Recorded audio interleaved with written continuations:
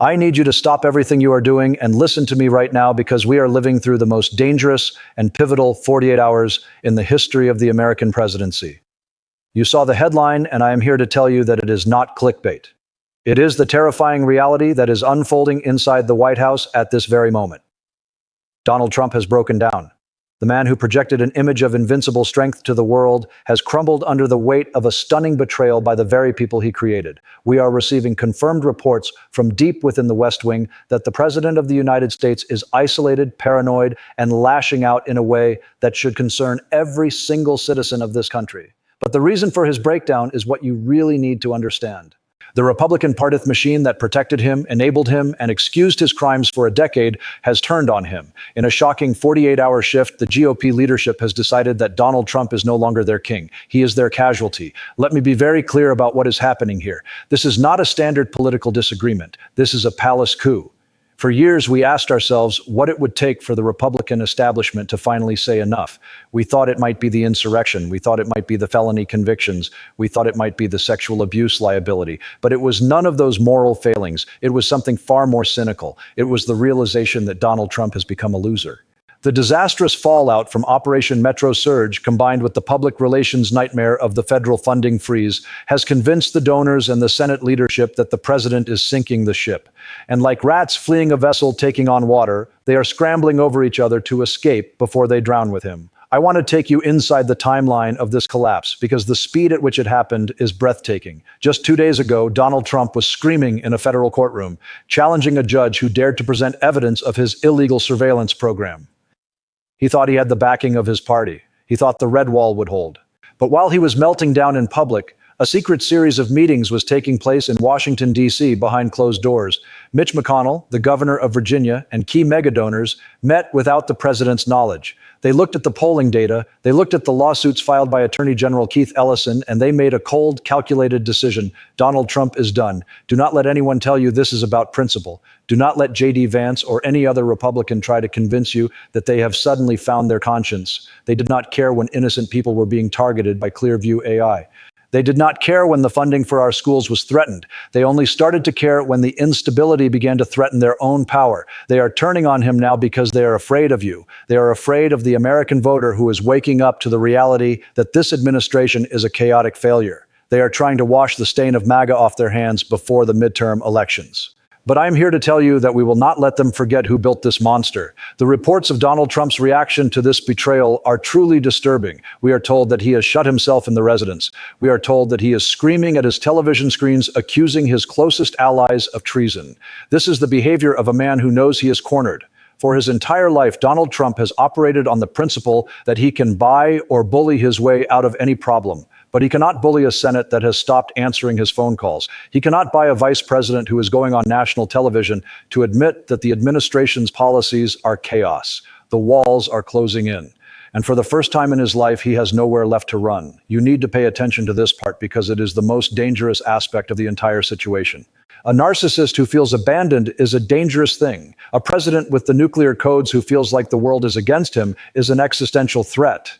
The breakdown we are witnessing is not just a personal tragedy for Donald Trump, it is a national security crisis for the United States. Who is in charge right now? Is it the man who is reportedly throwing food at the walls of the White House dining room? Is it the vice president who is publicly undermining him?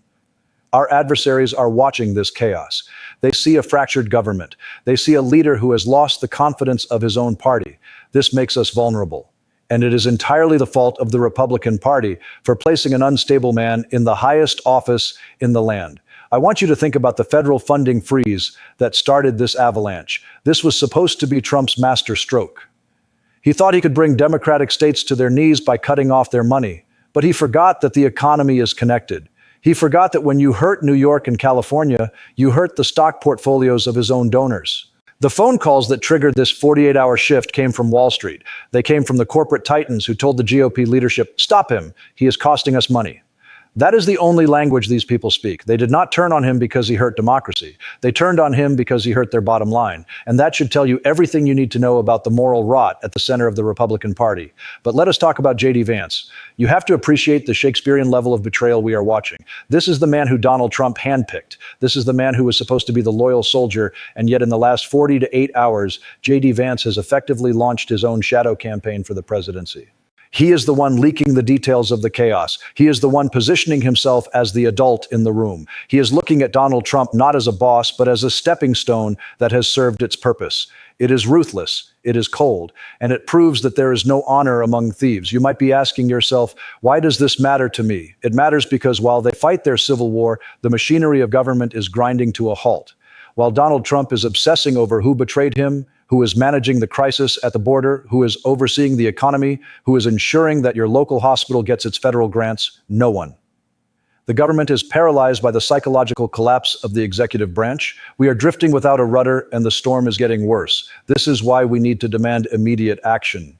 We cannot wait for the election. We need Congress to step in now. I am calling on the Democrats in the Senate, and indeed any Republican who still has a shred of patriotism left, to demand a briefing on the president's mental state. If he is suffering a breakdown, if he is incapacitated by paranoia and rage, the American people have a right to know. We have the 25th Amendment for a reason. It is not a decoration. It is a safety valve for exactly this kind of nightmare scenario. If the cabinet leaders who are now whispering about his condition to reporters do not have the courage to invoke it, then they are just as complicit in the danger he poses as he is. Do not look away. I know it is exhausting. I know the drama is overwhelming, but that is what they want. They want you to tune out so they can reshuffle the deck and deal themselves a new hand. They want to swap out Donald Trump for a slicker, smarter version of the same authoritarianism. They want you to think that getting rid of Trump fixes the problem. It does not. The problem is the surveillance state they built together. The problem is the Operation Metro Surge that they all voted for. The problem is the ideology that says it is okay to crush your political opponents with the power of the state. This 48-hour shift is a victory for us, the people, but it is only the first battle. The fact that they are turning on him proves that our pressure is working. It proves that the lawsuits in Minnesota are hurting them. It proves that the protests are effective. They are retreating because we push them. But a retreat is not a surrender. They are regrouping. J.D. Vance is already planning how to take over the MAGA movement and give it a fresh coat of paint. We cannot let him succeed. We have to see this for what it is, a desperate attempt to save a dying political party. Imagine the scene in the Oval Office right now. The silence must be deafening. The phone is not ringing. The cable news channels are running charons about GOP revolt for a who needs validation like he needs oxygen. This is suffocation. And when a man like Donald Trump suffocates, he thrashes. I am warning you to be prepared for what comes next. He will not go quietly into the night. He will try to fire everyone. He will try to issue executive orders that are blatantly illegal. He might even try to incite violence again, just like he did on January 6th. He has nothing left to lose, and that makes him the dangerous man on the planet. We have to be the guardrails. The institutions are failing. The Supreme Court is compromised. The Senate GOP is trying to save its own skin. The only thing standing between us and total chaos is the vigilance of the American people. You need to share this news. You need to tell your neighbors that the strong man is crying in the White House. You need to break the spell of invincibility that has held this country hostage for too long. The emperor has no clothes, and his own court is finally pointing it out.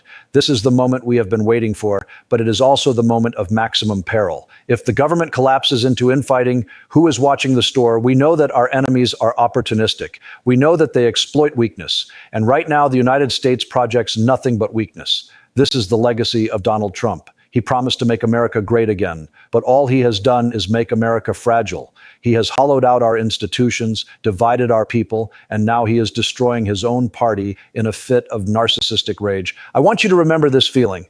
Remember the feeling of watching the bullies turn on each other. It is satisfying, yes, but do not let the satisfaction distract you from the work ahead.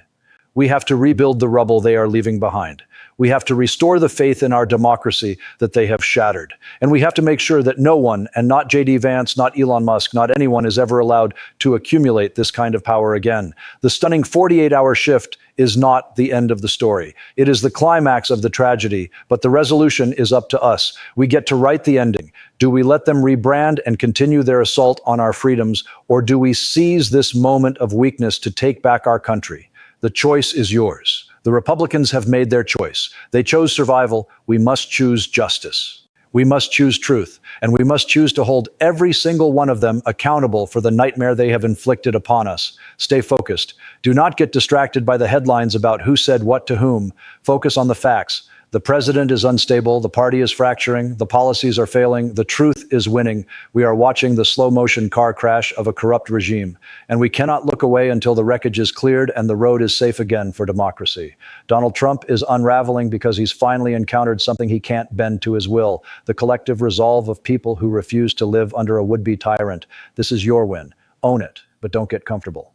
The next few days will shape the future of this country. Follow the news, but do it critically. Pay attention not just to what they say, but to what they do. The rats may be abandoning ship, but the ship is still drifting toward the rocks. It's on us to take the wheel. It's on us to steer it back to safety, and we can do it. We have the power. The last 48 hours have shown that they are not untouchable. They're scared, and they should be, because we are standing up for our democracy, and we are not backing down.